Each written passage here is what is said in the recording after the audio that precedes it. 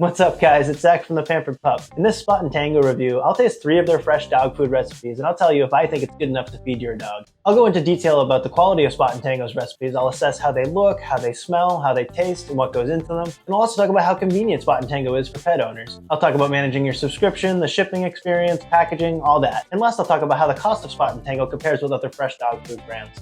But just a quick couple of bullet points before we dive into the details here. Spot and Tango can be a great fit for your pup if you're looking for top quality ingredients, a higher than average protein content, and clean and complex flavor profiles. If at the end of all this you're still a bit unsure, you might want to check out my The Farmer's Dog review. I'll leave a link to that video in the description of this one here. But if you do decide to choose Spot and Tango for your pup, make sure to use my link in the description of this video to get the best deal that I'm currently aware of. Alright, so let's see how Spot and Tango's fresh dog food stacks up in terms of quality. So we'll start with the beef here. And just looking at it right away, the first thing that I notice is that the colors of the vegetables are really vibrant. Immediately, it gives off this appearance of like a fresh food for sure. It's cool to see that Spot and Tango uses cranberry in their recipes too. You don't see that very often, although some other brands do it as well. The meat itself in this beef recipe is definitely ground. There's not chunks of sort of meat tissue there. Personally, I prefer it when you can see a little bit more texture to it, but we'll see how it tastes later on. Next, we'll look at the turkey recipe here. And as before, the vegetables look very fresh, very vibrant. This one has grains of red quinoa in there, which looks very interesting for sure. Chunks of egg, I believe, chunks of carrot. The meat's not whole tissue, but it looks kind of shredded in this case with the turkey recipe here. And overall, the recipe looks dry. It doesn't have a lot of moisture, kind of like softening, not really a slop. It looks like a nice, firm food. Last, let's take a look at the lamb here. And again, really, really vibrant colors, really deep greens on the greens. I'm guessing spinach, maybe kale. I can't remember which. It looks like there's some grains of rice in there, nice whole peas, nice carrots. And again, the meat is probably ground here, but it doesn't look like it's ground too finely or anything like that. Overall, looking at the 3 recipes, it's really nice to see those vibrant vegetables. I would like to see, generally speaking, larger chunks of the ingredients. There are whole peas in here and actual, chunks of carrot, but it would be nice to see sort of chunks of meat in there as well and just bigger pieces in general. And I would say another thing that's notable is how dry these recipes are. They don't look like a slop at all. The food is nice and firm and dry. It definitely looks appetizing, definitely looks palatable. So excited to give it a shot. All right, so now I'm going to assess the smell of each of these recipes. We'll start with the beef here. It definitely smells clean. It smells like beef, and I can't really detect much beyond that. Maybe I'm smelling a little bit of the carrot as well, or maybe it's peas, but mostly it smells pretty much like beef. There aren't any strong or off flavors either, anything like that, so not too bad. Let's try the turkey here. Yeah, that definitely smells like turkey. It smells like Thanksgiving leftovers. I think I can smell the peas coming through in this one as well, maybe the greens. There's definitely a little bit more going on than just the turkey, but overall smells clean, nothing off-putting there. Definitely smells reasonably appetizing. Last, I'll smell the lamb. That one probably smells the least appetizing of the 3. It doesn't smell bad, it doesn't smell strong. Perhaps it gives me a little bit more of a sensation of dog food than the other recipes do, but definitely not overpowering, and we'll have to see how it tastes. All right, and now for my favorite part, time to taste these recipes. Start with the beef here. That's a pretty excellent tasting dog food. The cranberry definitely does elevate it a little bit. It adds a nice texture, nice chewiness to it. It does seem like the cranberry is a little sweet, like along the lines of a raisin perhaps, which I'm not sure if that's the best thing for a dog or not, but it's probably not too bad considering the care with which the recipes are formulated. We'll get into that in just a bit. Overall, the texture is very pleasant. It's appealing. It doesn't taste like a slop at all. It's nice and dry, like I was mentioning when I was taking a look at it. Not really any overwhelmingly strong flavors. Definitely tastes like beef. Generally, a fairly pleasant experience, I would say. Absolutely. Let's move on to trying the turkey now. So that tastes very clean. There's a lot of depth to the flavor, a lot of, complexity. Definitely interesting, sort of piques the appetite. I think the grain that they're using might have a little bit of a bitterness to it. It's not strong, but it's notable.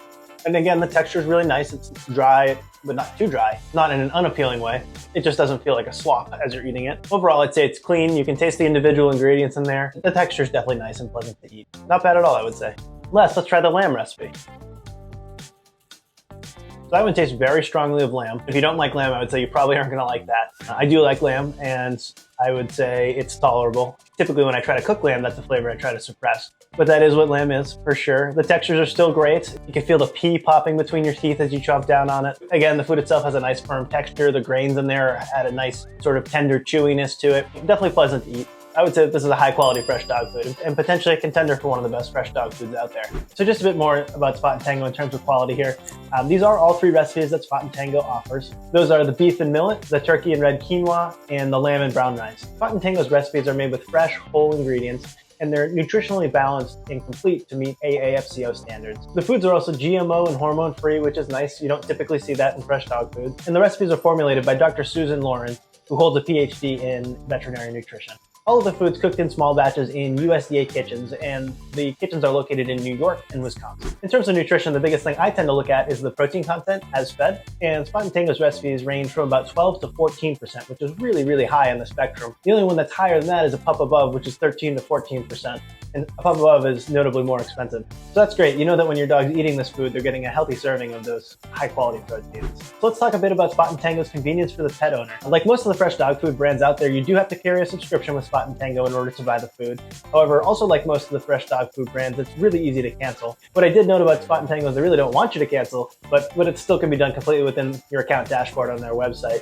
No need to call anyone on the phone or anything like that. Just click a few buttons, answer a few questions, and you're good to go. Shipping with Spot and Tango was definitely pretty fast. I placed my order on a Sunday night and it was there the following Thursday, so 3 full business days between when I placed my order and when I received it. Obviously, your shipping times might vary depending on your location in the United States, but for me, this was one of the quicker shipping experiences for sure. The packaging in the container is completely recyclable, which is very nice. There's no need to dissolve those cellulose insulation panels and rinse them down your sink. It's just put it all in your recycling bin. I really liked how the food itself was packaged with Spot and Tango. I just got the mixed meal plan, so it was a smaller quantity of food. My food was packed as half-pound patties, and they were nice and thin with an easy peel tab, so they should defrost nice and quickly in the fridge, and you don't have to worry about having food left over at all. It's the right amount to put right in your dog's bowl. And in terms of serving, all you have to do is defrost the food overnight in your fridge, or Spot and Tango says you can also place it in a bowl with water for a few minutes. Once the food's thawed, it should be consumed within 4 days. And where does Spot and Tango stand in terms of cost? I always compare the price of fresh dog food on a dollars per pound basis. I think this is more fair than comparing brands on a dollars per week basis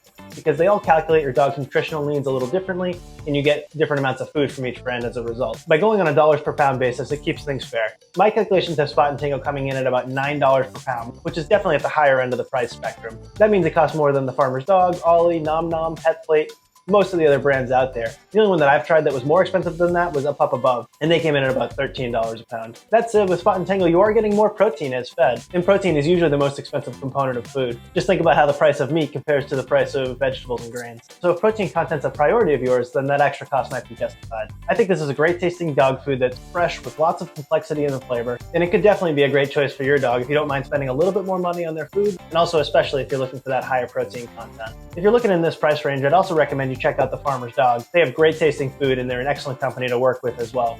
If you do decide to choose Spot and Tango for your pup, make sure to use my link in the description of this video to get the best deal that I'm currently aware of. And I hope this video helps you find a delicious tasting fresh dog food for your pup.